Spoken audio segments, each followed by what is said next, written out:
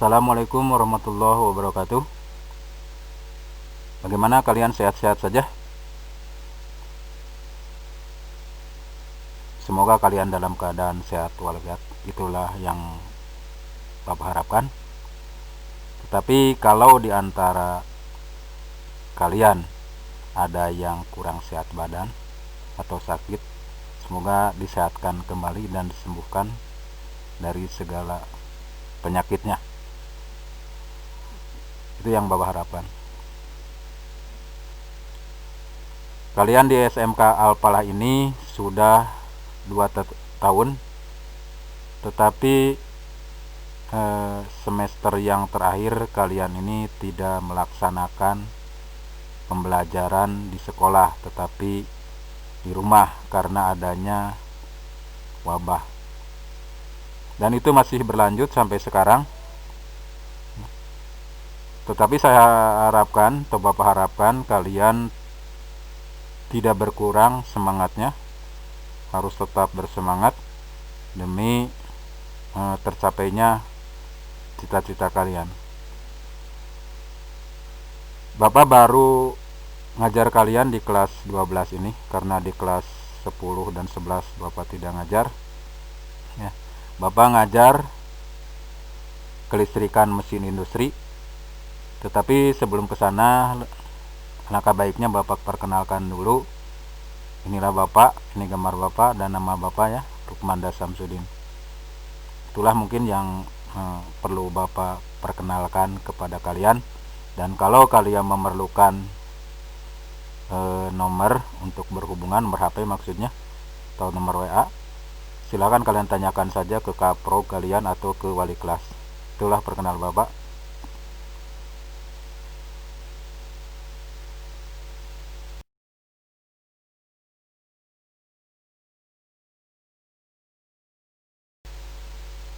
Inilah materi yang akan Bapak sampaikan.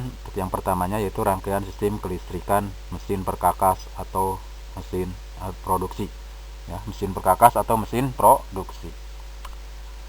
Tetapi sebelum menginjak ke materinya, Bapak akan menjelaskan dulu jurusan kalian ini. Jurusan kalian ini adalah jurusan TPMI, jadi Teknik Pemeliharaan Mekanik Industri. Nah, jurusan ini adalah jurusan yang dipakai di semua tempat, mulai dari perkantoran, pertokoan, industri, apalagi ya, perbengkelan. Semua mempergunakan atau membutuhkan tenaga-tenaga dari jurusan ini. Beda lagi dengan jurusan mesin perkakas atau yang banyak ya di kita ini jurusan itu. Sebab di Bandung ini jurusan TPMI hanya ada 3 sekolah, yaitu sekolah kita Al-Falah, SMK YP17 dan SMK Angkasa. Semuanya swasta, jadi negeri belum ada jurusan TPMI. Kalian sangat beruntung sekali ya, sekolahnya sedikit, saingan sedikit, tetapi di luar sangat banyak membutuhkan jurusan kalian ya. Tetapi kalian harus memahami kenapa banyak dibutuhkan dari jurusan kalian. Karena kalian ini tekniknya teknik pemeliharaan atau perbaikan mesin. Sedangkan yang ada di luar SMA SMK yang lain itu mesin perkakas, artinya dia diarahkan ke tukang. Jadi tukang bubut, tukang pres gitu ya, tukang las. Kalian tidak, kalian di jurusannya justru bagian memperbaiki atau merawat mesin-mesin perkakas atau mesin produksi. Itu yang perlu penjelasan sedikit masalahnya. Dan karena di sini ya kurang tepat lah, karena ke waktunya yang terbatas, jadi Bapak tidak bisa menguraikan secara panjang lebar. Hanya saja kalian harus percaya bahwa jurusan ini adalah jurusan yang dipakai di semua tempat. Itu yang harus kalian pahami.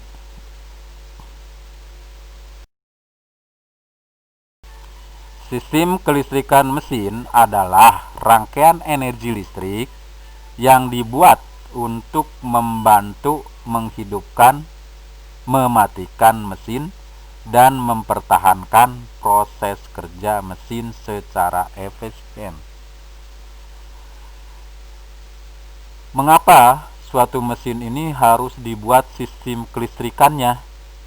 Ini tujuannya untuk meningkatkan produksi atau memudahkan orang penggunanya.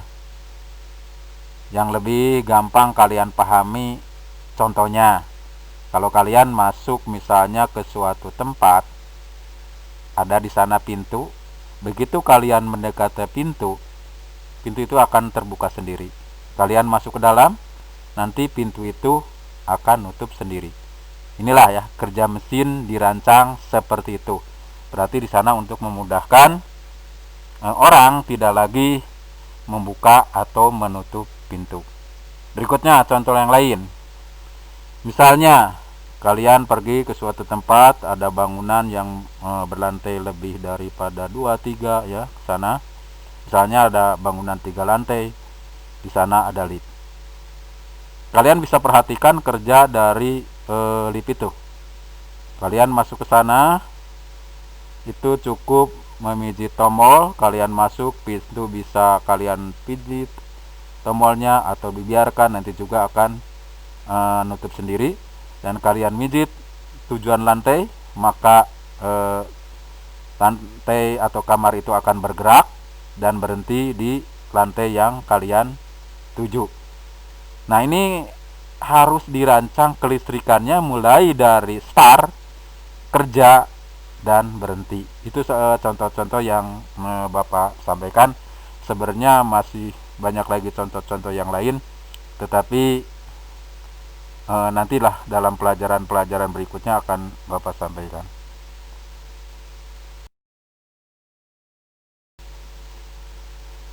Sebelum belajar tentang rangkaian kelistrikan, kalian ini harus dipahami dulu. Di antaranya adalah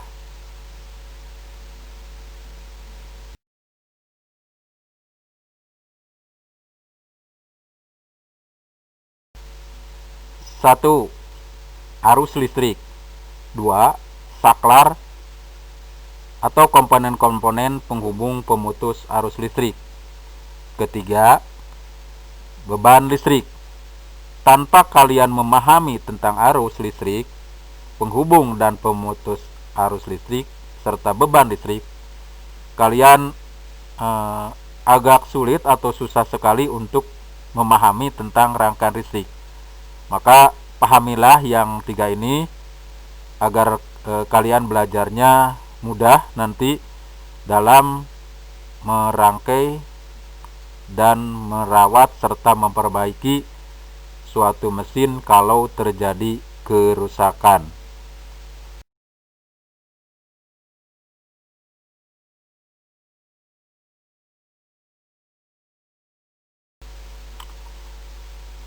Kalian sendiri mungkin sudah tahu apa yang dimaksud dengan arus listrik karena kalian di kelas 11 sudah belajar tentang kelistrikan mesin. Tetapi tidak ada salahnya kalian juga harus tahu bahwa arus listrik itu terjadi karena adanya tegangan pada suatu rangkaian. Jadi ada tegangan pada suatu rangkaian. Nah, baru akan terjadi arus listrik. Jadi kalau hanya ada tegangan saja, rangkaiannya tidak ada, berarti arus pun tidak akan terjadi. Jadi rangkaian ini bisa rangkaian apa saja. Yang penting pada rangkaian itu ada sumber, ada alat penghubung pemutus, ada bebannya, maka akan terjadilah suatu aliran listrik atau arus listrik. Secara garis besar, ada 5 jenis prinsip sumber tegangan yang dipakai. 1. Prinsip elektromagnet. Prinsip elektromagnet itu adalah bila belitan kawat yang di dalamnya terdapat magnet permanen, magnet digerakkan keluar masuk, di ujung belitan timbul tegangan listrik. Prinsip ini dipakai pada generator listrik. Agar lebih memahaminya, kalian itu pasti sudah tahu sejak SD, yaitu waktu pelajaran IPA kalian belajar sebuah paku dililiti oleh kawat dan kawatnya diberi arus listrik, misalkan dari batu baterai, maka si paku itu akan menjadi magnet. Nah, sekarang dibalik, ya. Pakunya kita ganti dengan magnet, dan magnet itu digerakkan keluar masuk. Maka pada ujung-ujung kawat itu akan timbul tegangan. Nah, kalian mudah-mudahan dengan penjelasan yang singkat dan pernah kalian laksanakan dulu, itu lebih memahaminya.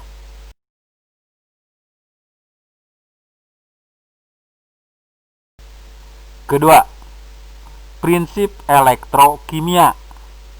Bagaimana prinsip elektrokimia itu?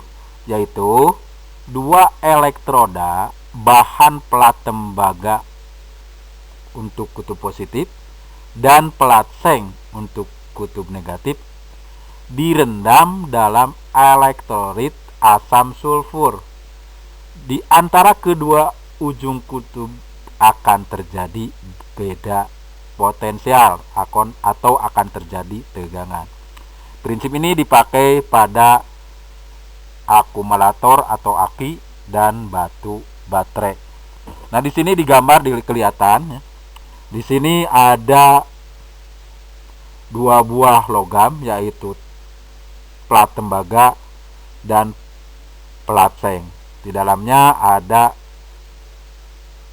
cairan elektrolit, yaitu asam sulfur. Maka dengan proses kimia tadi, pada ujung-ujung logam tadi akan timbul tegangan positif dan negatif. Nah, ini dipakai pada aki dan batu baterai. Yang ketiga, prinsip termoelemen. Istilah termo sudah kalian paham, yaitu adalah panas, ya, pemanasan. Apa sih prinsip termoelemen itu? Yaitu dua logam berbeda panas jenisnya. Jadi di sini bukan bahan jenisnya, panasnya berbeda. Jadi menerima panasnya itu tidak sama. Dipanaskan pada titik sambungan logamnya. Jadi logam itu disambungkan lalu dipanaskan pada sambungannya. Maka di ujung lainnya akan timbul tegangan listrik. Sekali lagi, karena dipanaskan di sambungannya, maka pada ujung-ujung yang lainnya akan timbul tegangan listrik.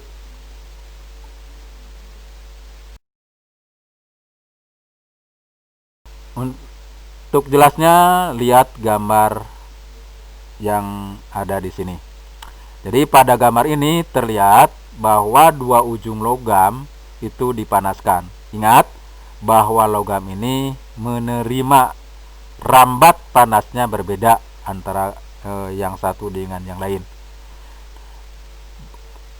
Logamnya bisa apa saja, yang penting menerima rambatnya berbeda. Di sini hanya contoh aja, ya, perbedaan dua logam. Dan kalau dipanaskan tadi, maka pada ujung-ujung logam tadi akan terjadi beda potensial atau tegangan. Untuk prinsip ini masih belum digunakan di pembangkit atau di sumber-sumber arus yang ada. Itu penjelasannya, ya.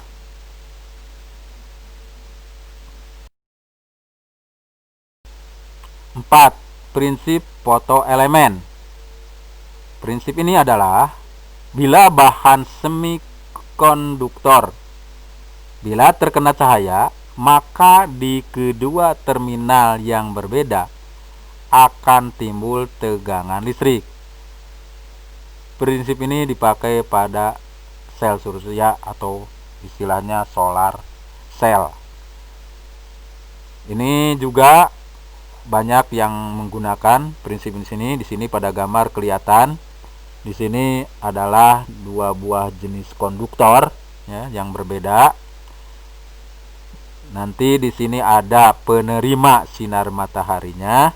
Dan konduktor yang lainnya di sini, ini nanti akan timbul perbedaan tegangan antara yang menerima matahari dan yang tidak. Ya. Jadi biasanya satu solar cell atau sel surya ini tegangannya itu adalah 1,5 volt. Biasanya seperti itu besarnya. Dan kalau kita memerlukan 220 volt, itu harus kita hitung harus berapa banyak solar cell ini. Serta kalau solar cell ini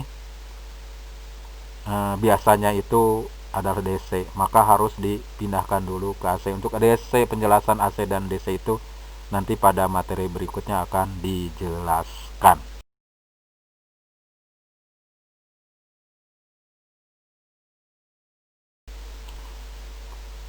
Yang terakhir, yang kelima, prinsip piezo kristal, yaitu apabila bahan piezo kristal yang diapit bahan aluminium, pada piezo diberikan tekanan, maka pada ujung berbeda akan timbul tegangan listrik. Seperti pada gambar, di sini ada bahan piezoelektrik, di sini ada aluminium. Kalau di sini diberi gaya tekanan, maka pada sisi aluminium tadi akan timbul tegangan. Ya, sini ada aluminium, di sini kristal piezo. Jadi kristal piezo itu atau piezoelektrik itu adalah bahan yang apabila diberi tekanan mekanik akan menghasilkan medan listrik. Sebaliknya, apabila medan listrik diterapkan pada bahan piezoelektrik, maka akan terjadi perubahan dimensi pada bahan itu. Itu yang perlu Bapak jelaskan tentang prinsip tegangan listrik. Mudah-mudahan kalian bisa memahaminya.